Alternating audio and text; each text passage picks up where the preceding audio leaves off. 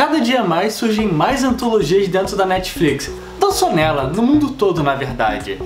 Nós temos ótimos casos de Black Mirror ou American Horror Stories e recentemente também saiu na Netflix A Balada de Buzz Scruggs. E hoje, na verdade, alguns dias atrás, saiu na Netflix Love, Death and Robots, Amor, Morte e Robôs, que é uma antologia, atualmente sua primeira temporada, de 18 episódios. Cada um deles varia entre 5 a 18, 20 minutos e que tendem a seguir uma mesma temática. Todos eles tentando falar sobre o futurismo, aí varia muito.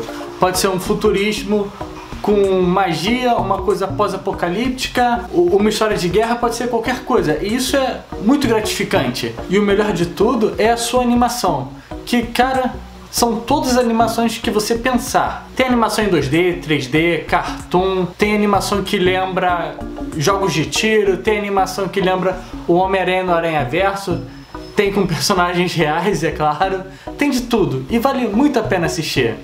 Bem, se você ficou interessado, então sou Alexandre Maquin aqui do Tempo de Tela e simbora para mais uma crítica.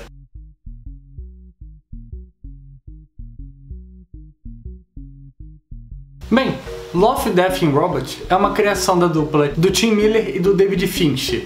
Bem, Tim Miller é Deadpool e David Fincher, caso você não conheça, tá aí desde Zodíaco, Clube da Luta, Seven, tá aí desde sempre. Uma coisa importante pra eu falar antes de qualquer coisa esse não é um seriado para crianças.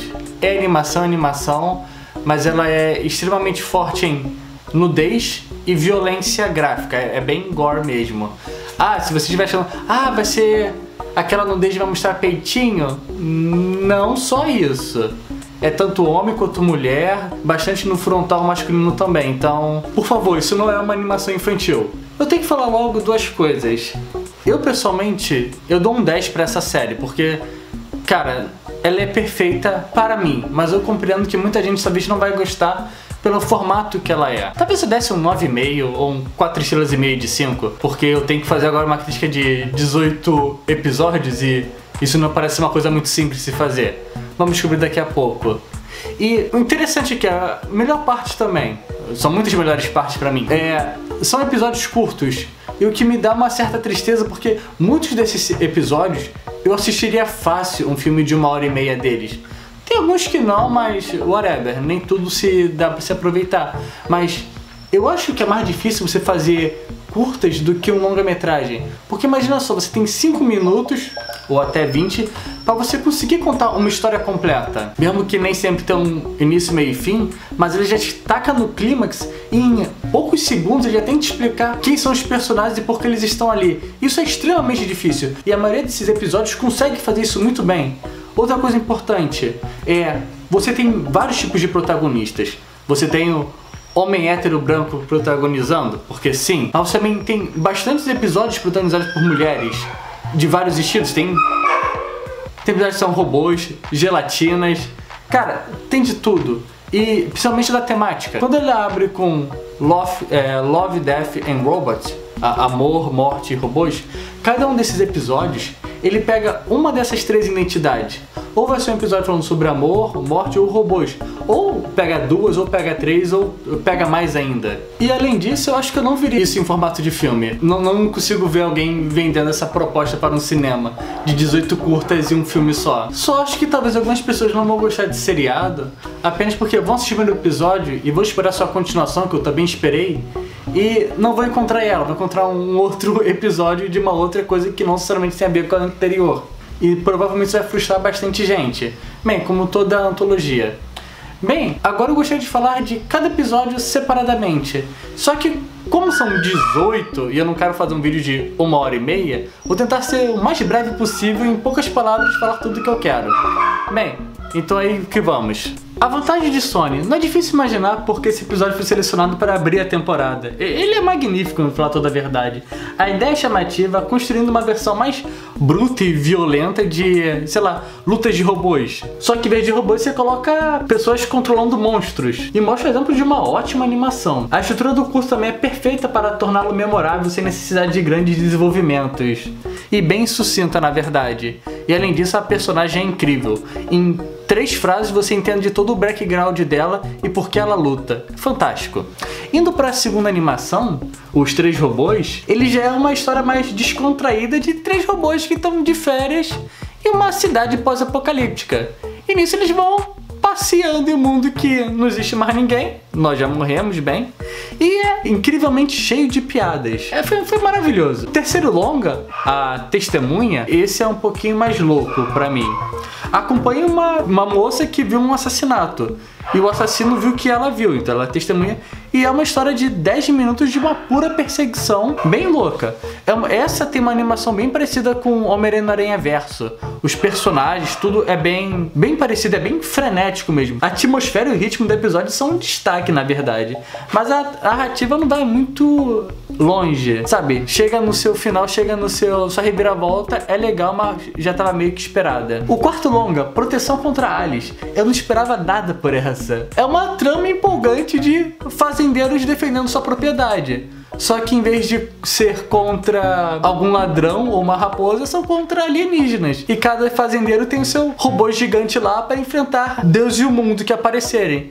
E é incrível pela reviravolta do final. O próximo que eu acho que é o segundo mais fraco, O Sugador de Almas. É um episódio que, na verdade, se distancia bastante da ficção científica comum e vai mais para o mundo fantástico, onde você tem a execução de um arqueólogo em uma escavação e ele encontra o Drácula. E nisso, ele junto com alguns mercenários tenta sobreviver nessa situação.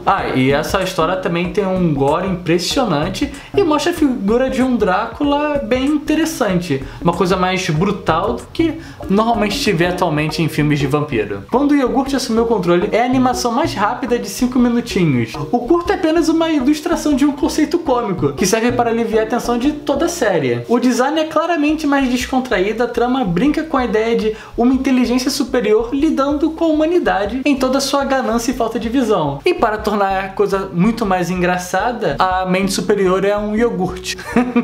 Agora, uma animação mais pesada, Para Além da Fenda de Aquila. Esse aqui volta mais para a proposta do seriado. Esse episódio deve se destacar para vários espectadores, primeiramente pela a sua ambição temática. Fazia um tempo que eu não vi algo tão interessante, mas o que realmente vai fazer você se impressionar é com a imagem. É um 3D realista. Não sei nem se é um 3D aquilo, mas é uma animação tão perfeita que peguei o controle na mão e tá, que horas isso vai começar?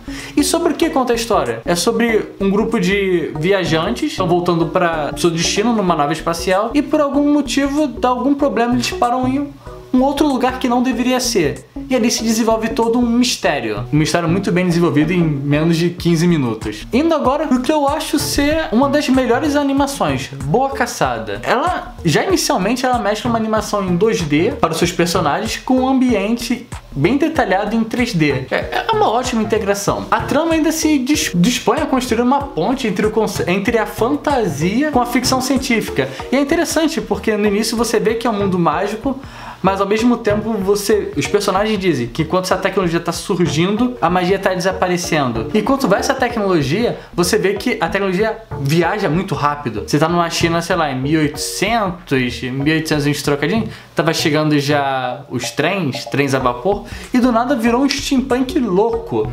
E cara, que saudade que eu tenho de assistir um steampunk, sinceramente. É um subgênero empolgante que ainda precisa de mais grandes exemplos no cinema e na televisão. Realmente faz um tempo que eu não assisto um steampunk.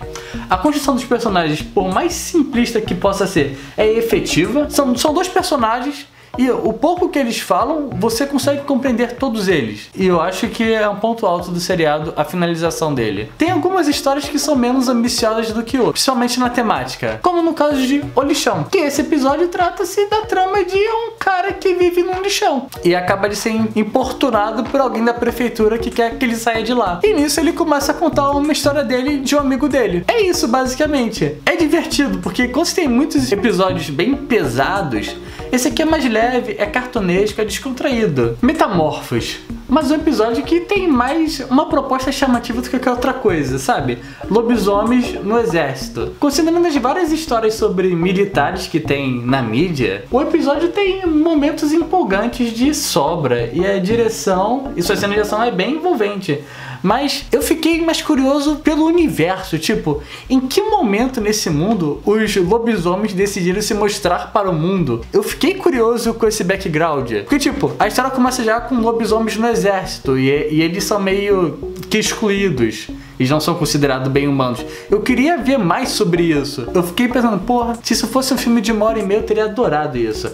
Novamente tem uma animação perfeita que beira, eu acho que quase o realismo. Só que essa falta de background me fez perder um pouco da motivação do personagem. Porque chega um momento de virada, eu falo, pô, mas eu queria entender por que você tá fazendo isso, mas não me mostra.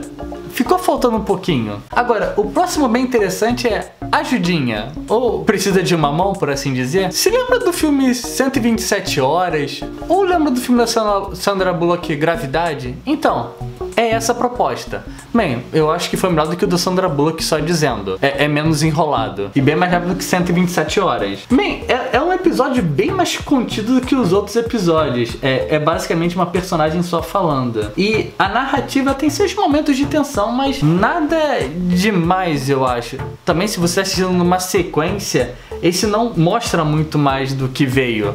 Mas a resolução dele é brilhante.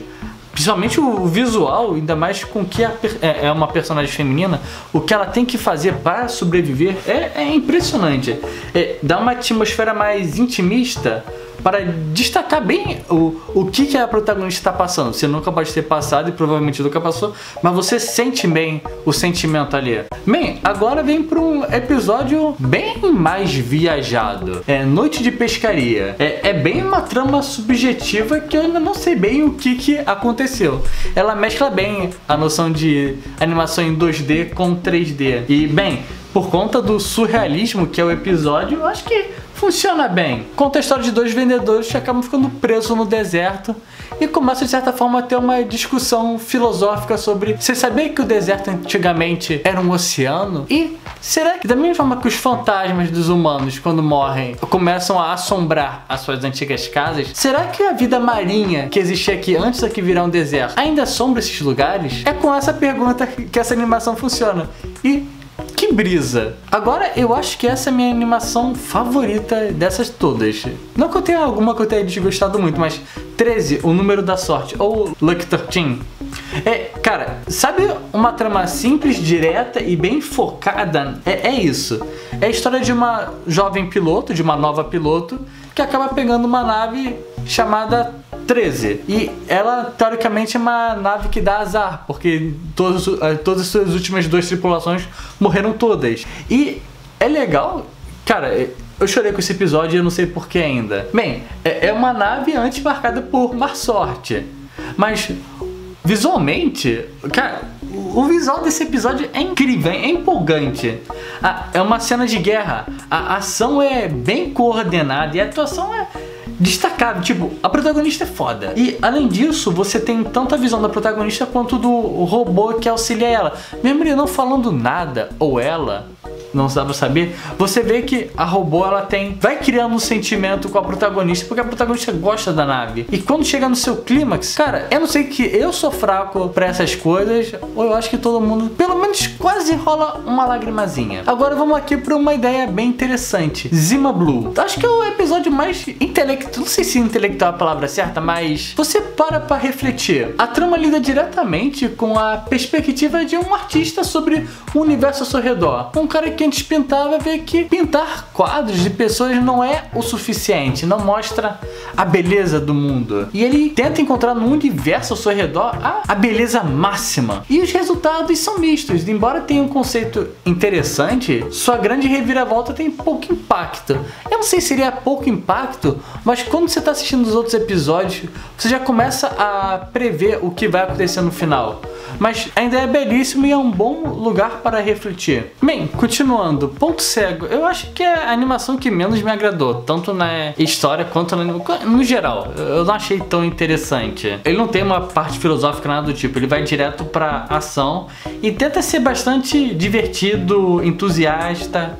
tudo essa coisa. A ação do episódio é o grande foco, na verdade. Proporcionalmente uma narrativa que é bem fraca.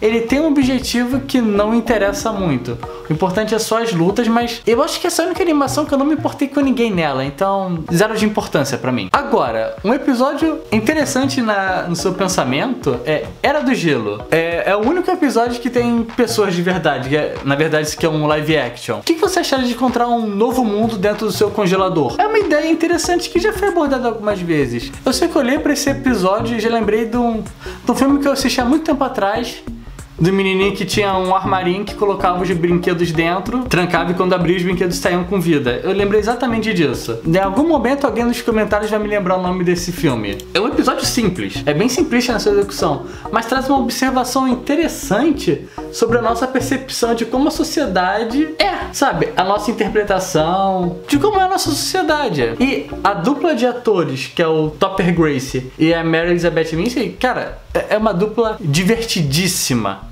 Eles vão observando o mundo criar desde era pré-histórica até tudo.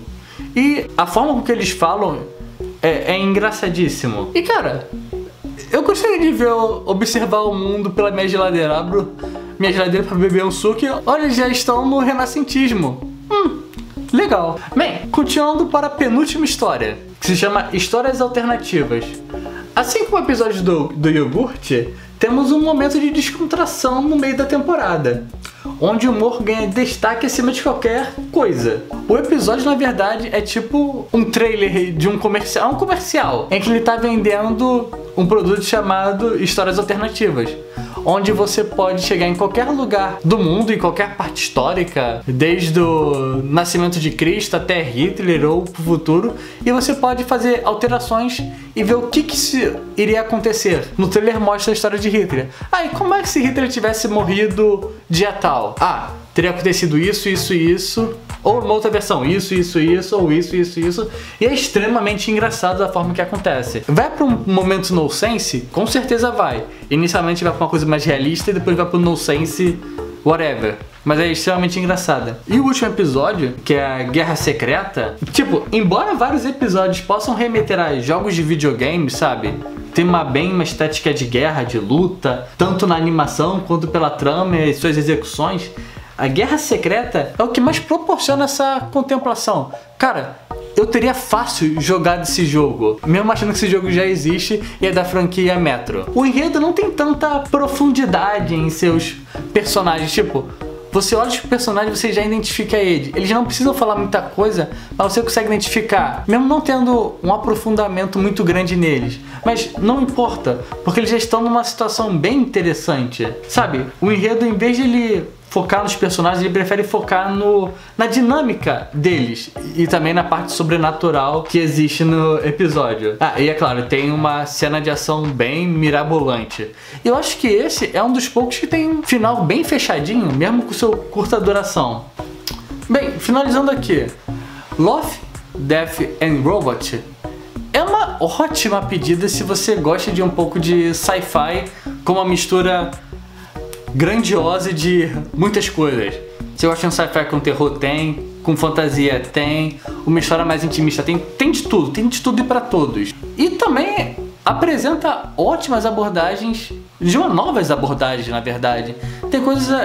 Teve episódios ali que eu nunca tinha pensado nessas possibilidades, eu fiquei muito curioso em poder assisti-las futuramente. Bem, quem sabe? Talvez não seja um seriado para todos, porque ele não tem uma completude. Nem todo episódio é completo e alguns episódios não vão achar, pô, queria saber mais dessa história e mais daquela, mas tem que ver essa daqui e não quero. Bem, de qualquer outra forma, isso aqui pra mim é um 10 fácil. Como eu já falei, é 10 de 10, é 100 de 100, é 5 estrelas. Eu sou Alexandre Maquin, aqui do Tempo de Tela. Qualquer coisa é só comentar, compartilhar, curtir. Estamos sempre aí. Desculpa pela demora nos vídeos recentemente. Algumas questões estão acontecendo, mas até o próximo.